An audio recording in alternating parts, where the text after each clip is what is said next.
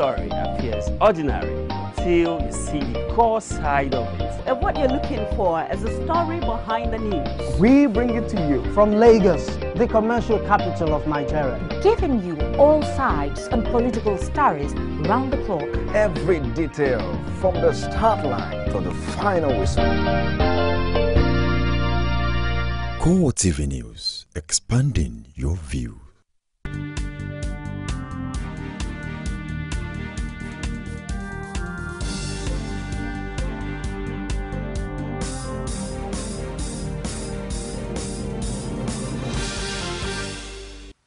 It's a beautiful day. Good morning and welcome to Core TV News on the hour. I am Ebulomo Adekunle.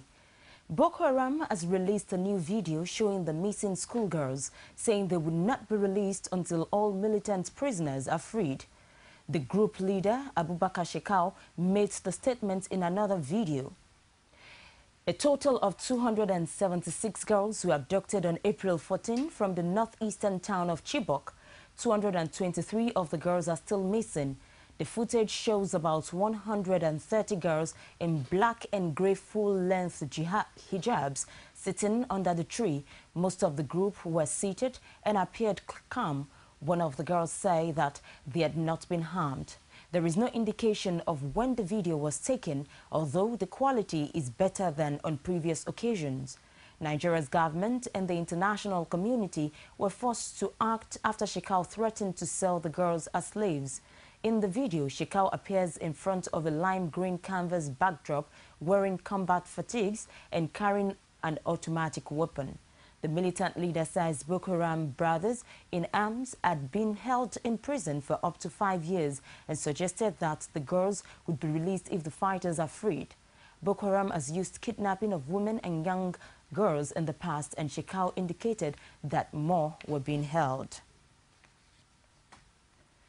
The federal government may have turned down a prisoner swap offer made by Boko Haram leader Abubakar Shekau. The leader of the insurgents group had, in his latest video, offered to free hundreds of schoolgirls abducted by his group in exchange for Boko Haram members in custody. But Interior Minister Abba Moro says the insurgents are in no position to set conditions for the government.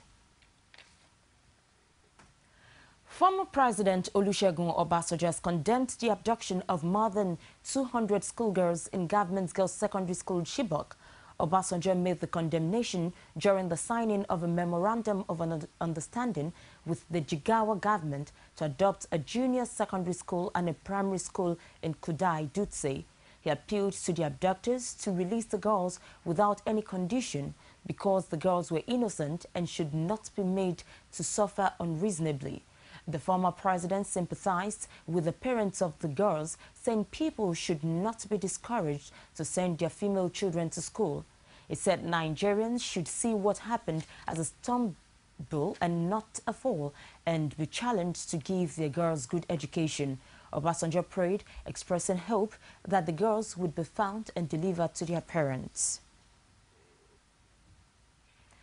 A non-governmental organization, Women Arise, has joined in the global protests demanding the release of the abducted girls from Chibok. The protesters marched to the Lagos State Government House to deliver a letter to the federal government.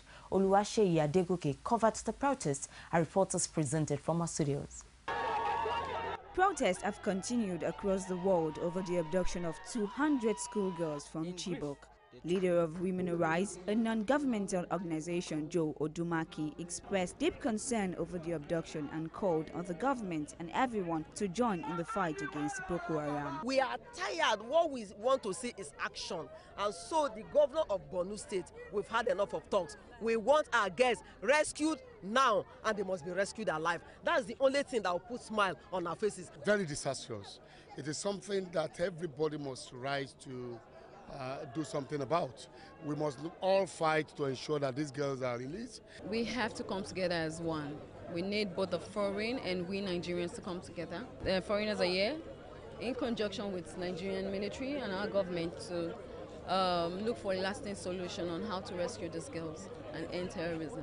We shouldn't see terrorists as our friend. So it's for every one of us, not only Nigerians, even in the whole world, to understand that this is a war against humanity. We don't even know what is going on in Maiduguri. We don't have footage on a daily basis of what is going on in Maiduguri, in Yobo, in Borno. We don't have footage. We have footages after, maybe 2 days, 3 days after. You, the journalists, too, must be on standby to report and let us know what is going on in our country.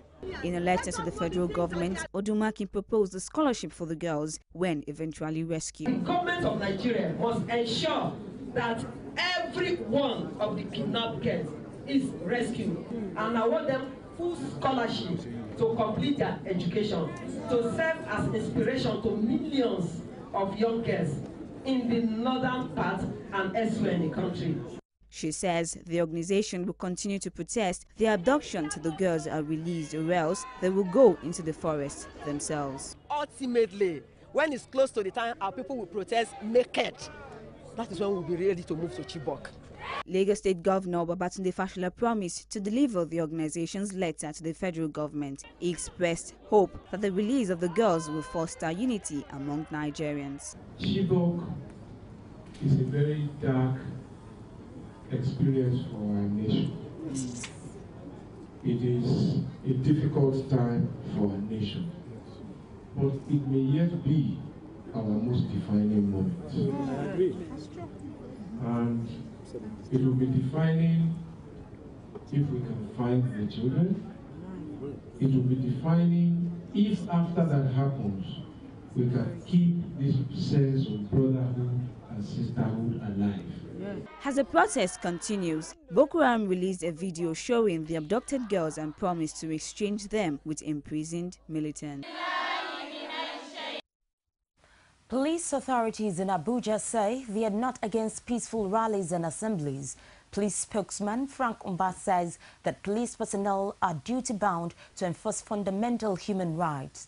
Umba disclosed that the Inspector General of Police has directed zonal and state command officers to ensure that people embarking on rallies and other peaceful demonstrations are provided adequate security.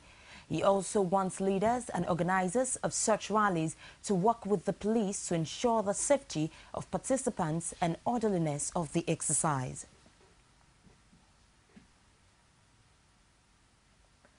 Nigeria security agencies have paraded 5 suspects who they say carried out the April 14 bomb attack on the Nyanya bus station on the outskirts of Abuja.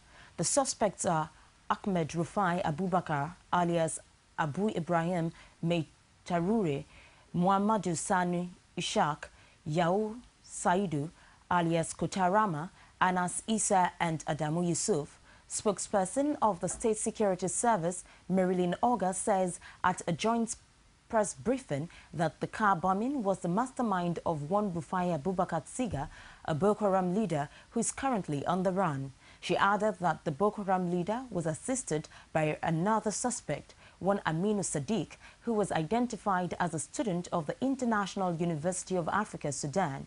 Both men have subsequently been declared wanted and 25 million naira ransom placed on their head. It's the Core TV News on the hour. We'll take a break and we'll be back with more. Don't go away. On the daily this morning, Nigerians encourage corruption besides doing first stop the punch newspaper. Nigerian gardeners forum calls for Okonjo Iweala's resignation. Page 2 of the Punch newspaper. The dailies every day on Core TV News. Every day, every hour, and every minute, news break in Nigeria. Things happen so fast, it's most times difficult to track and comprehend them.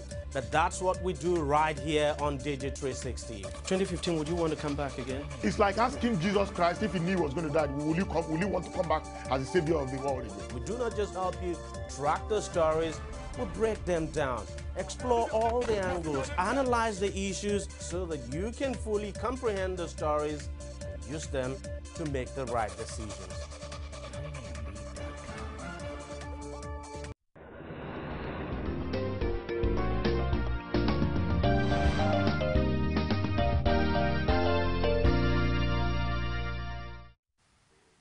You're still on to Core TV News on the hour. For more information on our news and other programs, visit us on our Facebook page, facebook.com/Core TV News. On Twitter, at Core TV News NG. Also on YouTube, www.youtube.com/Core TV News. The European Union rolled out more sanctions over the Ukraine crisis, adding that 2 Crimean firms and 13 people to an existing blacklist. Lithuania's Foreign Minister Linkos Linkevičius says the crisis is a Russian-sponsored insurgency. The EU has targeted Russians and Ukrainians blamed for undermining the country's integrity, stopping short of agreeing wider economic sanctions on banks or the energy sector that would hurt many in Europe. Diplomats say there are very big differences over the issue. Because of the situation in Crimea and the deterioration of the situation in other parts of Ukraine, we expanded the sanctions criteria and decided to add 13 individuals to the list of those subject to an asset ban and travel ban. That brings the total to 61. And that's the news for this time. Join us again, top of the hour for more. Thank you for watching. I am Ebulomo Adekunle.